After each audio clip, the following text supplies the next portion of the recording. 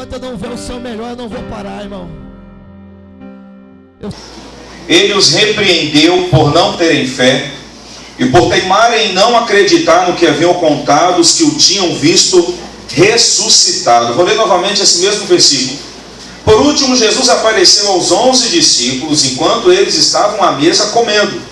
E ele os repreendeu. Diga comigo, Jesus os repreendeu por não terem fé e por teimarem em não acreditar no que haviam contado os que o tinham visto ressuscitado. Queridos, a Bíblia aqui mostra que quando Jesus ele apareceu novamente aos seus discípulos, ele repreendeu os discípulos por causa da falta de fé. Quem tem fé aqui, diga amém. Amém. Vamos ver se você tem mesmo. O que é repreender? Repreender é você dar bronca. Repreender é você chamar atenção. Repreender é você falar duro com alguém. Repreender é você querer corrigir alguém de um erro, de uma falha que essa pessoa cometeu. Jesus estava dando uma bronca nos discípulos. Jesus estava falando duro com os discípulos. Jesus estava corrigindo os discípulos. Por quê? Porque os discípulos haviam se encontrado em uma situação em que eles estavam incrédulos, e além de estarem incrédulos, eles teimavam em não acreditar naqueles que falavam que Jesus havia ressuscitado. Queridos, nós precisamos entender que como discípulos de Cristo que somos, nós não podemos ser incrédulos e nem teimoso. Pergunta para quem está do seu lado, você é teimoso? Irmão, como tem gente teimosa? Aqui não, graças a Deus em Viegas não tem. Mas lá no Rio tem, lá em Piabetá tem. Como tem gente teimosa? Você fala uma coisa para ela, você diz como é que ela tem que agir, você diz o que é que ela tem que fazer, mas ela continua agindo do mesmo? Aqui tem alguém assim não, né? Glória a Deus por isso. Irmãos, nós que somos discípulos não podemos ser teimosos. Qual era a incredulidade dos discípulos? Deixaram a fé. Qual era a teimosia? Permaneciam não acreditando naqueles que falavam que Jesus havia sido ressuscitado. Agora, isso é exclusivo só dos discípulos de Jesus? Isso é exclusividade somente desses 11? Não. Existem pessoas ainda hoje que são incrédulas, mesmo estando na igreja. Existem pessoas ainda hoje que são teimosas, mesmo conhecendo os princípios da palavra de Deus. Por exemplo, quem aqui acredita que Jesus ressuscitou, diga amém. Amém. Só que tem um detalhe, irmãos. Não basta acreditar. Eu tenho que colocar em prática na minha vida toda a palavra. E esse é o grande problema, às vezes, na vida de alguém. A falta de fé, a falta de crença nos princípios, na palavra de Deus, faz com que pessoas abandonem o serviço no reino de Deus. Agora, por que algumas pessoas abandonam o serviço no reino de Deus? Quando alguém abandona o serviço no reino de Deus, a única justificativa que eu tenho é, ou o que ele não faz, ele não está fazendo para Jesus. E quando a pessoa não faz uma coisa para Jesus, ela está fazendo uma coisa para ele mesmo, ela está fazendo uma coisa para a igreja, prédio, ou ela está fazendo alguma coisa para o homem, para alguém. Entenda isso. Quando eu faço algo para mim mesmo, eu só faço aquilo que me agrada. Já viu aquela pessoa que só quer fazer no reino de Deus aquilo que ela gosta de fazer? Pastor, me põe para cantar, aleluia. Pastor, me põe, sei lá, para ficar na porta, glória a Deus. Mas põe ela para fazer uma coisa que ela não gosta de fazer. Pastor, eu detesto evangelizar, vamos evangelizar. Pastor, eu não gosto que o Senhor me chame para orar. Irmão, eu quero te chamar para você orar. Quando você só quer fazer para você mesmo, você só faz no reino de Deus aquilo que te agrada. Só que entenda uma coisa, nem sempre, quase 100% das vezes, quando Deus nos manda fazer algo, geralmente é algo que nós não queremos fazer. Pergunte para quem está do seu lado, você está disposto a isso? Segundo, quando eu faço para a igreja, eu faço porque a igreja precisa que seja feito. Eu faço porque não tem ninguém fazendo. Irmãos, quando a minha intenção em fazer é essa, qualquer defeito, qualquer falha, qualquer problema que surgir, vai ser motivo para eu desistir, vai ser motivo para eu abandonar. Entenda uma coisa, queridos, se algo acontecer na sua vida, na igreja, na vida do pastor, na vida do seu líder, e esse algo que aconteceu te faz querer desistir, é porque você nunca fez nada para Deus. Porque quando você faz para Deus, pode ter o problema que for, mas você não desiste. Fale para quem está do seu lado, não desista nunca.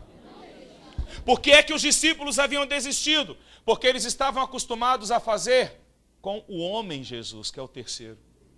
Eles faziam porque Jesus estava do lado deles. Eles faziam porque eles estavam vendo Jesus. A partir do momento que Jesus Cristo é crucificado, a partir do momento em que Jesus Cristo morre, e eles não conseguem mais ver Jesus, a fé deles acaba. A incredulidade toma conta do coração. É por isso que quando Jesus aparece, Jesus dá uma bronca neles, porque Jesus enxergou no coração deles a incredulidade e a teimosia. Só que algo, sei lá, maravilhoso para a gente analisar, algo sublime para a gente analisar nesse texto, é que nós lemos o versículo 14 que mostra Jesus aparecendo aos discípulos, e Jesus dando uma bronca nos discípulos, Jesus repreendendo os discípulos, Jesus chamando a atenção dos discípulos. Por quê? Porque eles estavam incrédulos e eram teimosos. Diga comigo, os discípulos estavam incrédulos e eram teimosos. Algum dia você ficou incrédulo? Algum dia alguma situação aconteceu na sua vida e você olha, isso aí eu não sei, eu acho que já deu o que tinha que dar. Já aconteceu alguma situação na sua vida e você fala assim, para mim já chega, eu não aguento mais. Vou dar um exemplo aqui no reino. Você é colocado para cuidar de uma vida. Você convida alguém para estar na igreja, você evangeliza, você traz essa pessoa para a igreja, o pastor te chama, a pastora te chama e fala assim, querido, agora você tem que cuidar desta vida, levá-la ao encontro, levá-la ao batismo, levá-la a caminhar com Jesus. Aí você pode deixar comigo. Aí você vai no primeiro dia, na primeira semana, na terceira semana, na quarta semana, um mês, você leva para o encontro, a pessoa batiza, volta do encontro, tá uma benção, daqui a pouco ela desanima, esfria, sai, aí você tenta, e a pessoa não quer, você ora, você busca, você conversa, você prega, você fala, você puxa. Ah, pastor, eu já fiz tudo que eu podia fazer. Agora eu não posso fazer mais nada. Irmãos, entenda uma coisa. Quando você não puder fazer mais nada nessa terra, Jesus ele vai te recolher. Se você está vivo, fale para quem está do seu lado, você ainda tem muita coisa para fazer. Sabe qual é o problema, irmãos? Entendo, o problema não são as pessoas. Ah, fulano tem um coração duro. Ah, ciclano não quer saber de Jesus. Isso é mentira. O problema não são as pessoas. O problema é aquilo que está no nosso pensamento. Você acredita que aquela pessoa não tem jeito. Você acredita que aquela pessoa tem coração duro. Você acredita que aquela pessoa vai viver para servir o diabo a vida inteira. Deixa essa incredulidade de lado. Foi por isso que os discípulos foram repreendidos por Jesus, porque eles não acreditavam mais. Quem acredita que toda a sua casa servirá ao Senhor, diga amém. Quem acredita que toda viega servirá ao Senhor, diga aleluia. Fale para quem está do seu lado, não deixe a incredulidade te atingir. Mas presta atenção. Às vezes, irmãos, nos é oferecido, nos é dado uma oportunidade de exercermos uma função, de desempenharmos uma atividade no reino de Deus, seja ela qual for.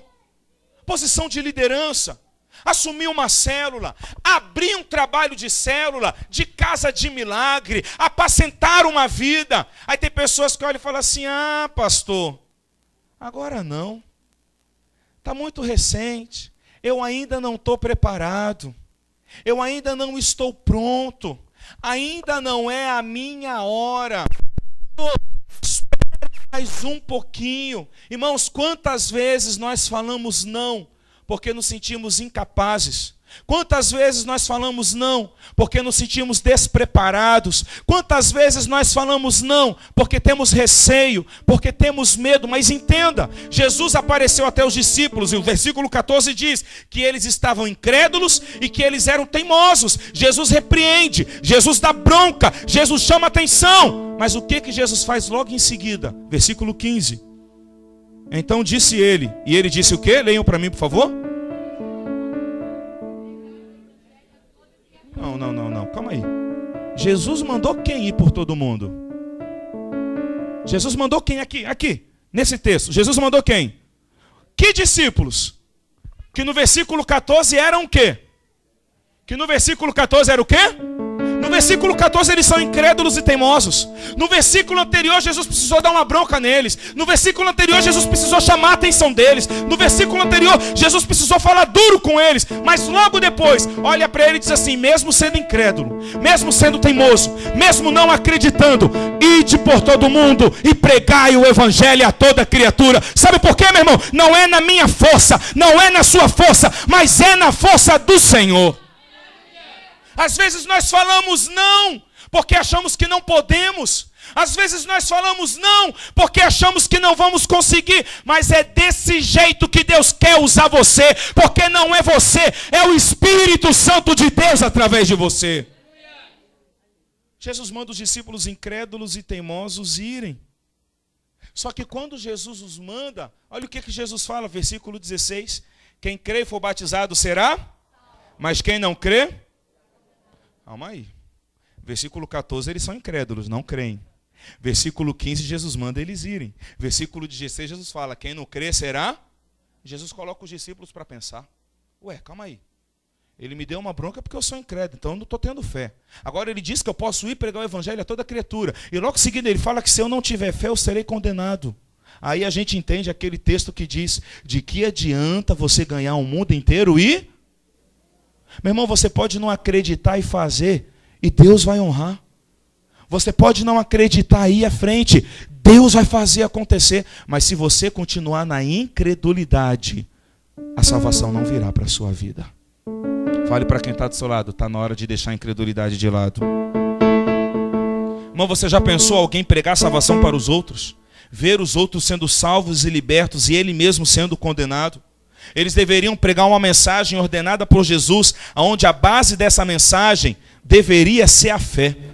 Irmãos, o que ativa o reino de Deus dentro de nós é a fé. Diga isso comigo, diga: o que ativa o reino de Deus na minha vida é a fé. Qual é a consequência da fé na nossa vida?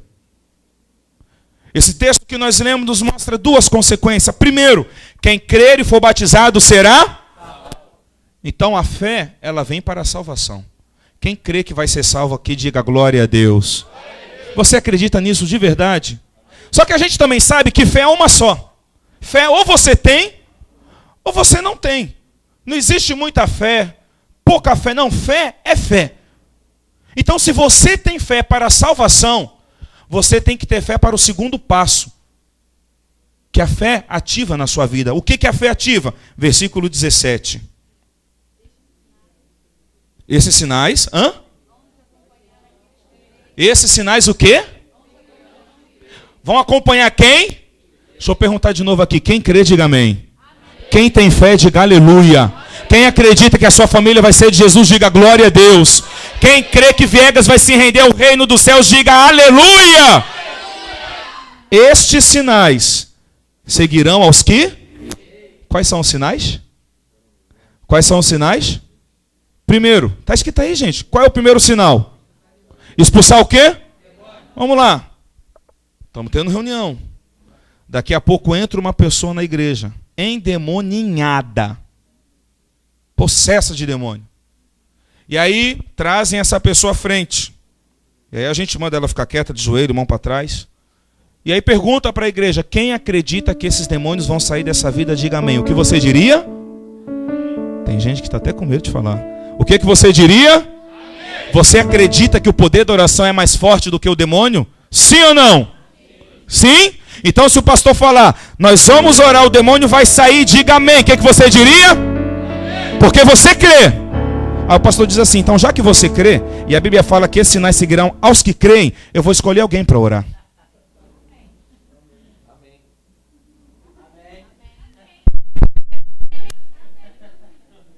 Eu vou escolher alguém para orar.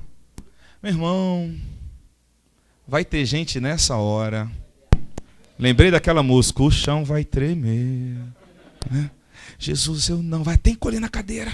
Jesus, por favor, Jesus, não deixe ele me escolher. Jesus, não tapa na minha visão. Jesus, eu prometo que eu vou ser fiel a ti todos os dias da minha vida. Me perdoa por aquele pecado. Eu não posso orar porque se eu orar eu vou passar vergonha. Jesus, o diabo. Esses sinais seguirão aos que? Se você tem fé para a salvação, você também tem que ter fé para que o poder de Deus seja ativado na sua vida. A fé, ela vem em nós por dois motivos. Primeiro, para sermos salvos. Segundo, para ativar o poder de Deus. Se você tem fé para a salvação, meu irmão, está na hora de você pular para o segundo passo daquilo que a fé faz na sua vida. Estes sinais seguirão aos que... Aqui na NTLH diz assim: aos que crerem será dado poder de fazer milagre. Você crê? Fala para quem está do seu lado. Se você crê, você tem poder para fazer milagre. Irmãos, se você acredita na salvação, você tem que acreditar que na sua vida tem poder. Não tem como ter fé para a salvação e não ter fé para milagres. Porque a fé, queridos, ela é a mesma.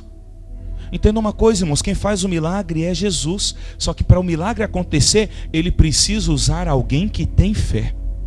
É isso que você precisa entender. E a palavra diz que a fé vem pelo...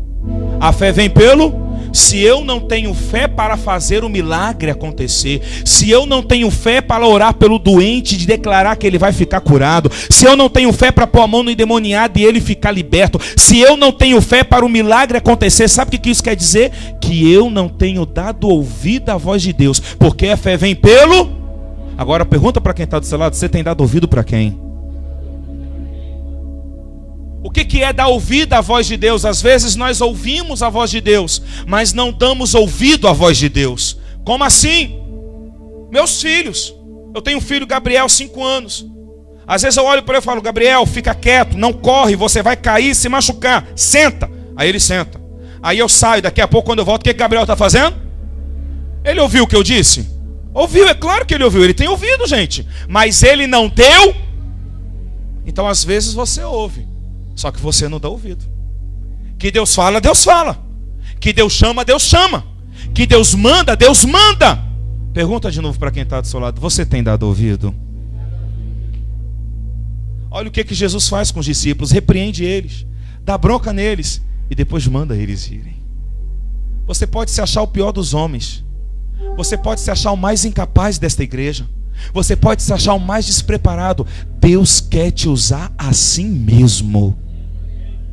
Você pode considerar uma pessoa que não está pronta, uma pessoa que não está preparada, mas Deus quer te usar assim mesmo. Fale para quem está do seu lado: acorda, meu irmão, porque Deus quer te usar assim mesmo.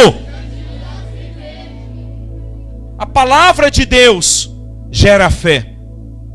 A fé vem pelo ouvir. A fé gera poder de Deus em nós. E o poder de Deus em nós gera um milagre. Diga comigo: a palavra gera fé. A fé gera o poder. E o poder gera milagre. Irmãos, nós geramos milagre? Não. Nós geramos poder?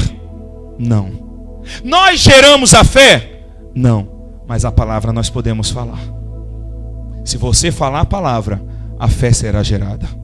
Se a fé for gerada, o poder será ativado. Se o poder for ativado, milagres acontecerão através da sua vida. Só vai ter milagre, irmãos, se houver manifestação do poder de Deus. Só haverá manifestação do poder de Deus se houver fé. E a fé só será ativada se for falado sobre fé. E aí eu te pergunto: sobre o que você tem falado? Sobre o que você tem falado? Hoje aconteceu lá na Ponte Rio-Niterói uma manifestação, não foi? Foi o assunto do dia. Em tudo quanto é lugar. Você ligava a rádio falando sobre isso, conversava com alguém falando sobre isso. Irmão, em tudo quanto é lugar. Tragédia. Sempre é notícia. Mas será que é só isso que a gente sabe dizer? Será que a gente só vê as tragédias que acontecem na vida? Ou a gente também enxerga aquilo que Deus pode fazer? O que é que tem saído da sua boca? Sobre o que você tem falado? E estes sinais seguirão aos que? Quais são os sinais? Primeiro, expulsar demônio. O que é expulsar demônio? Libertação espiritual. Através da sua vida, irmãos, Deus quer libertar muitas pessoas que estão presas na mão do diabo. Libertar do quê? Libertar de vícios. Libertar do quê? Libertar de obras de macumbaria. Libertar do quê? Libertar da prisão que o diabo colocou aquela pessoa. A gente sabe como é que se expulsa demônio. Em nome de Jesus. Mas a primeira vez que eu fui expulsar demônio na minha vida foi uma tragédia. Porque estávamos na igreja uma sexta-feira à tarde, corrente, 7 sexta-feiras, lembra disso? E eu era obreiro, gravatinha lá, tal. E aí manifestou uma cambada de demônio. E aí o pastor, que era o pastor Alexandre, me chamou e falou assim: Anderson, vai lá expulsar o demônio. Eu? Você não é obreiro? Eu sou, então vai. Aí eu botei a mão no demônio, eu vi que as pessoas botavam a mão no demônio e a pessoa ficava assim. Então eu botei a mão no demônio, eu fiquei com a cabeça dela assim: sai demônio, sai demônio. E só falava isso: sai demônio, sai demônio. E aí a moça lá, né, tava manifestada, falando: não saio. Eu falei: sai demônio, não saio. Eu apertei o cabelo dela mais forte, irmãos: sai demônio, não saio. Irmãos, até que eu comecei a gritar, e eu gritava, e sai, sai. Irmãos, eu não sei se ele saiu porque ficou com medo de ficar surdo, ou porque ele cansou. Mas quando saiu, eu dei: ai, glória a Deus. Irmãos, foi horrível para mim. Eu nunca mais faço isso na minha vida. No culto da noite: o Anderson, ali ó, vai lá expulsar demônio de novo. Irmãos, eu confesso que eu fiquei com medo. Eu confesso que eu fiquei com receio. Eu confesso que eu virei um incrédulo, igual os discípulos viraram. Mas foi assim mesmo que Deus começou a me usar. Aí um belo dia estou eu na escola, eu estudava. E aí na hora do intervalo, uma pessoa cai tendo um ataque de epilepsia. E aí aquela muvuca sai correndo e chama diretor, chama não sei o quê. De repente, irmãos, eu ouço uma voz: vai lá e ora. Eu falei: está amarrado em nome de Jesus. Vai lá e ora. Eu falei: mas não vou. Vai que... Olha o pensamento que a gente tem: vai que eu oro e não acontece. Todo mundo vai. Irmãos, eu sei que é isso. Eu falei: eu não vou, irmão. Só que aquilo começou a ficar mais forte dentro de mim: vai lá e ora. Vai lá e ora. Eu falei: pelo amor de Deus, eu vou lá. Aí quando eu cheguei lá, a inspetora estava mandando todo mundo se afastar. E eu olhei para ela assim. Aí eu fui pedindo para sair, eu ajoelhei, botei a mão, fechei os olhos. E eu comecei a orar. Eu falei: em nome de Jesus, esse espírito maligno que está dominando essa vida, eu determino que saia agora. Sai dessa vida agora em nome de Jesus. Terminei a oração e continuei de olho fechado. Irmãos, aí eu fui abrindo devagarzinho os meus olhos. Aí quando eu abri os olhos, o camarada estava deitado com os olhos regalados, olhando para mim assim. Eu olhei para ele: você está bem? E ele... Aí eu: graças a Deus. Irmãos, quando eu levantei, que eu virei, estava todo mundo olhando. Aí eu me senti um super-homem. Sabe, parecia cena de filme, eu andando assim, meus colegas: Anderson. Eu falei: rapaz, ó, não é que o negócio é bom mesmo. Irmãos, estes sinais seguirão aos que... O que eu preciso fazer, pastor? Eu preciso ter fé. Eu preciso acreditar. E eu preciso me colocar à disposição do reino de Deus. Às vezes a gente tem fé para Deus fazer algo na nossa vida. Eu tenho fé que Deus vai resolver meu problema. Eu tenho fé que Deus vai salvar a minha família. Deus move o coração do pastor para ele mandar alguém logo para minha casa para salvar a minha família. Ei, Deus já mandou. Esse alguém é você. Esse alguém é você. É você que Deus quer usar, meu irmão. É você que Deus quer fazer um ganhador de multidões para o reino de Deus. Atrás de você tem um exército de vidas esperando pela sua atitude de fé. A fé de Deus que foi ativada em você não é apenas para salvação, entenda isso em nome de Jesus. A fé de Deus que está na sua vida é para ativar poder de Deus. Você vai pôr a mão sobre o doente e ele vai ficar curado, sim. A partir de hoje acabou esse negócio. O que foi? Dor de cabeça? Compra a Neusaldina que é bom. Dor nas pernas, procura logo um médico, hein? Isso pode ser problema na cartilagem. Meu irmão, procura médico que é bom sim. Se mandar tomar remédio, toma, faz exame. Mas eu vou orar por você e o milagre vai acontecer em nome de Jesus. Um dia tinha acabado a reunião na igreja. Eu estava pastoreando Piabetá, mas voltei para lá agora. Mas enfim, foi tempos atrás. E aí tem uma praça lá em Piabetá que fica um monte de barraquinha domingo. E aí eu fui para lá lanchar. Estava com a Marilene, na época era minha noiva. E nós estávamos fazendo um lanche, de repente apareceu o irmão Arino, já faleceu.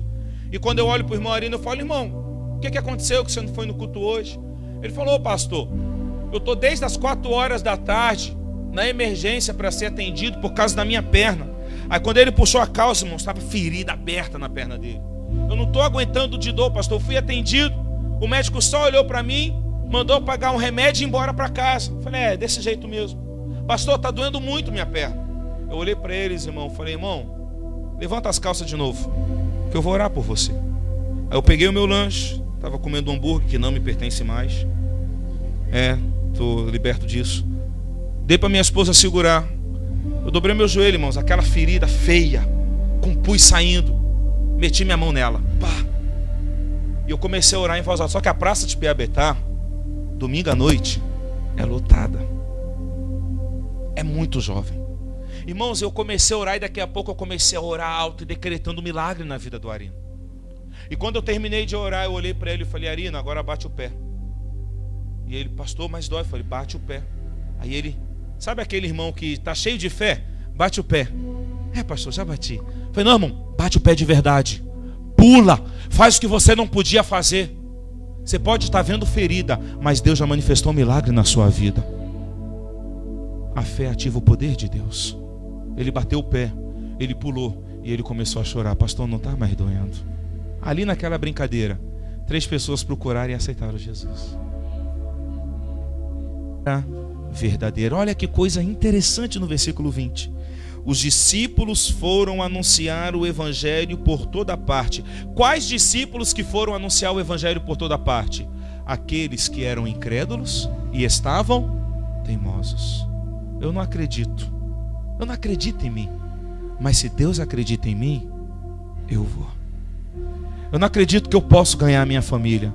Mas se Deus acredita que eu posso ganhar a minha família, eu vou. Eu não acredito que posso orar por um doente e ele vai ficar curado. Mas se Deus acredita que eu posso orar por um doente e ele vai ficar curado, eu vou. Quem vai, diga amém. Quem vai, diga aleluia. E sabe o que vai acontecer quando você for? Versículo 20. Os discípulos foram anunciar o evangelho por toda parte, e o Senhor os ajudava. É o Senhor quem vai te ajudar, queridos. É o Senhor quem vai fazer acontecer. O que é que eu preciso fazer então, Anderson? Você precisa tomar a atitude de ir. Você precisa tomar a decisão de falar, Senhor, eis-me aqui. O que é que o Senhor quer que eu faça? O Senhor quer que eu vá? Eu irei. O Senhor quer que minha casa seja aberta, porque a minha casa é uma extensão da casa de Deus? Eu abrirei. O Senhor quer que eu vá cuidar de uma vida? É aquela que eu não queria, mas eu vou. Irmãos, uma vez eu saí da igreja RCE, quarta-feira. Cheguei em casa, tarde. Cheguei em casa, era quase 11 horas da noite. E aí uma pessoa me liga, membro da igreja. Quando eu atendo o telefone, chorando do outro lado. E pelo que eu percebo, embriagada. Pastor, estou ligando para o senhor porque eu vou me matar. Eu vou acabar com a minha vida. Eu falei, você bebeu, Eva? Ela, bebi, pastor. Bebi cachaça. Eu vou me matar. Se o senhor não vier aqui agora em casa, eu vou acabar com a minha vida. Irmãos, eu pedi para falar com a mãe dela, que era da igreja. Eu falei, irmã, tá sério o problema ou é porque ela tá bêbada? Não é porque bêbada às vezes fala uns negócios. Aí ela falou, não, pastor, tá sério. Aí explicou o que tinha acontecido com ela. Mas pastor, não precisa vir não, que eu já tranquei a porta de casa, já tirei a chave. Saí daqui, ela não sai. Eu falei, mas irmã, ela está precisando mesmo? Pastor, está. Eu falei, então vou. E eu fui. E fiquei até 3 horas da manhã conversando com uma bêbada, para acalmar os ânimos dela. E bêbado fala, gente. Tem gente aqui que sabe disso. Até 3 horas da manhã conversando com ela, até ela dormir. Depois que ela dormiu, eu voltei para casa. Ah, mas você fez isso porque você é o pastor. Não. Eu fiz isso porque Jesus me mandou ir. Ide por todo o mundo. Às vezes, irmãos, a gente acha que essa responsabilidade é só de um, é só de 2. Não. Jesus não mandou só um discípulo ir. Jesus mandou todos irem. Ah, fulano já está fazendo, mas você precisa fazer também. E aí eu te pergunto, qual é a resposta que você tem dado para Deus? Quando Jesus manda você ir, o que é que você fala para Ele? Eu não acredito, eu não estou pronto, eu vim para a igreja agora, eu não sei nem falar direito, ainda não li a Bíblia, não sei nem como é que se prega, sei nem direito como é que faz uma oração. Ah, espera mais um pouquinho, pastor. Espera mais um pouquinho, Deus. Eu ainda não estou preparado. Deus, Ele sabe que você não está preparado, porque a Bíblia fala que Ele sonda o teu coração. Se Ele está te mandando ir, é porque Ele vai te capacitar.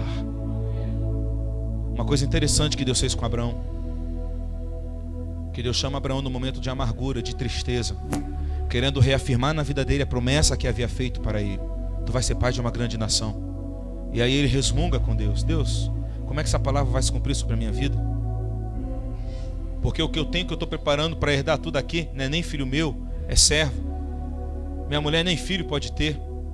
Estava no momento de angústia, de lamentação, achando que não dava quando Deus estava falando que dava, achando que não tinha jeito quando Deus estava dizendo que tinha jeito. Aí Jesus chama Abraão e fala o que para ele? Abraão, sai da tua tenda, sai da tua caverna. Quantas vezes, irmãos, nós estamos na igreja, nós servimos a Deus, mas ficamos só dentro da tenda. Queremos fazer algo para Deus, só dentro da tenda. Queremos orar, só dentro da tenda.